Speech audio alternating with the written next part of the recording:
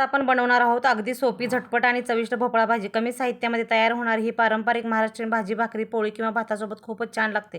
घरच्या घरी बनवा आणि तिची अप्रतिम चव नक्की अनुभवून पहा. आज मी तुम्हाला भोपळ्याची भाजी करून दाखवणार आहे बघा.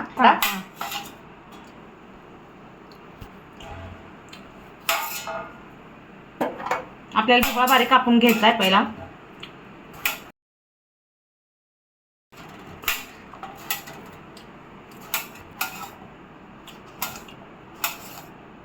आज मी तुम्हाला बघा दुधी भोपळ्याची भाजी करून दाखवणार आहे. झटपट रेसिपी आहे.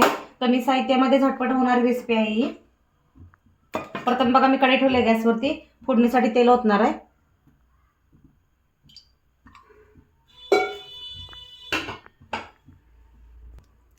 प्रथम मोहरी टाकायची आहे बघा. आपल्याला मोहरी तडतडू द्यायची आहे.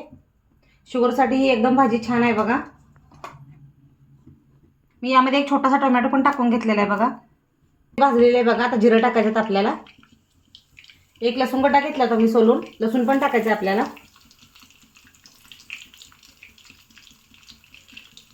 थोडीशी हळदपूड टाकायची आहे. आता आपल्याला चवीनुसार चटणी टाकायची आहे यामध्ये.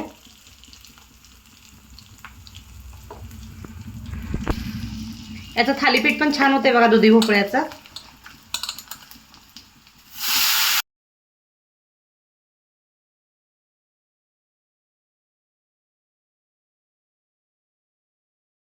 आपल्याला याला वाफेवरती शिजवायचं आहे. पाणी अजिबात वापरायचं नाही.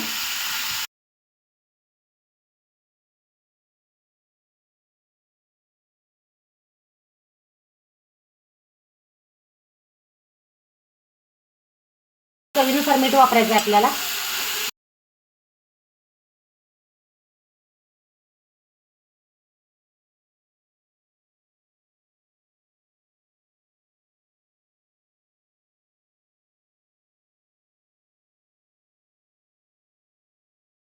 आता आपल्याला 10 ते 15 मिनिटं बघा वाफेवरती शिजवून घ्यायचं आहे.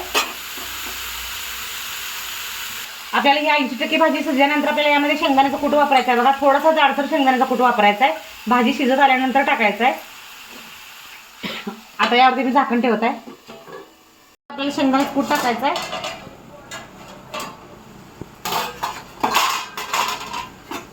बघा आपली भाजी 80% शिजलेली आहे. आता ही आता शेंगदाण्याचा कूट टाकल्यानंतर थोडी 5 मिनिट आपल्याला शिजू द्यायची फक्त. शेंगदाण्याचं कूट आधी घातलं की भोपळा वाफेवर शिजत नाही. सगळं शेंगदाण्याचं कूट कढईला चिकटते. त्यामुळे नंतर शेंगदाण्याचं कूट वापरायचं आपण.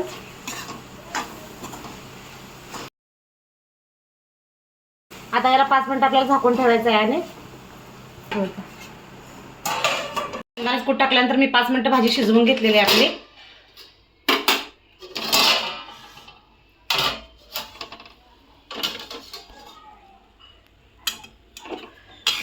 तर बघा अशा प्रकारे आपली भाजी तयार झालेली आहे. बघा शेंगदाण्याचं कूट खाली लागलंय तसं. त्यामुळे आधी शेंगदाण्याचं कूट अजिबात टाकायचं नाही. भोपळा शिजत आल्यानंतर शेंगदाण्याचं कूट वापरायचं. तर बघा अशा प्रकारे आपली भोपळ्याची भाजी तयार झालेली आहे. व्हिडिओ आवडल्यास माझ्या चॅनलला लाईक करा, सबस्क्राईब करा, शेअर करा. धन्यवाद.